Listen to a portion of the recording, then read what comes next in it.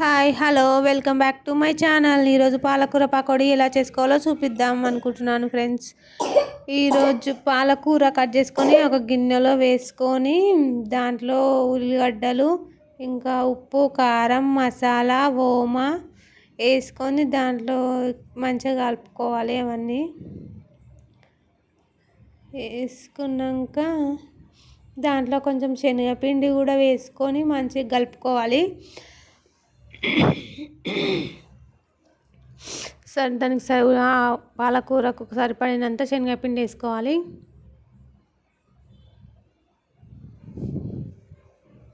కొంచెం అల్లం వెల్లుల్లి పేస్ట్ కూడా వేసుకోవాలి. టేస్ట్ కోసం వేసుకోవాలి.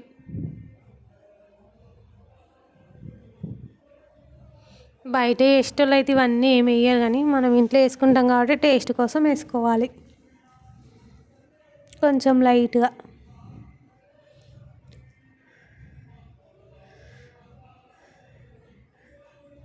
కొంచెం వంట సోడా వేసుకోవాలి.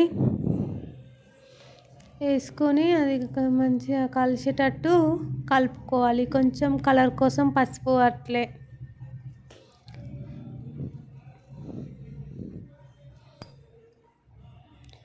ఆ పాలకూరలో ఉన్న వాటర్ సరిపోకపోతే కొంచెం లైట్గా వాటర్ వేసుకొని కలుపుకోవాలి.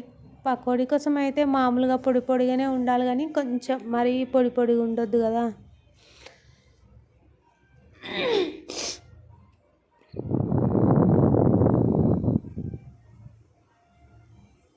మంచిగా కలిసేటట్టు కలుపుకోవాలి. పొయ్యి మీద ఒక కడాయి పెట్టుకొని దాంట్లో ఆయిల్ కూడా వేసుకొని వేడయ్యాలి. అది వరకు పిండి కూడా మంచిగా కొంచెం 5 నిమిషాలు నానినట్టు కూడా ఉంటుంది. ముకుట్లో ఆయిల్ పోసుకొని ఆయిల్ కాలేదాకా ఆ పిండి కూడా నానుతుంది. ఆయిల్ కాలింది చూసిరా ఫ్రెండ్స్. కొంచెం పిండి వేసి చూస్తే ఆయిల్లో పైకి వచ్చిందనుకో ఆయిల్ కాలినట్టు. ఆయిల్లో ఇక పకోడీ వేసుకోవడమే.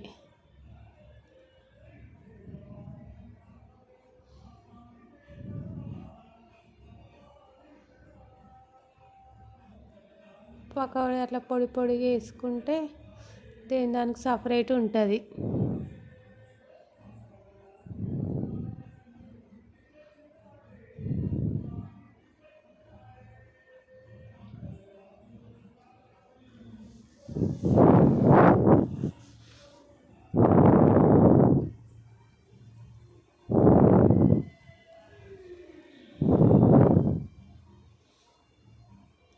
పకోడీ అయితే ఒక పక్క కాలింది ఫ్రెండ్స్.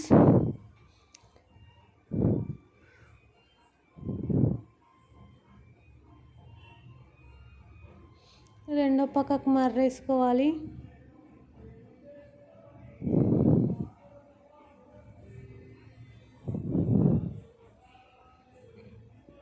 రెండో పక్కకు కూడా కాలింది. ఇక తీసుకొని దాని మీద కొంచెం ఉప్పు కారం మసాలా లేకపోతే ధనియాల పొడి ఒకటైనా వేసుకోవచ్చు కొంచెం టేస్ట్ కోసం.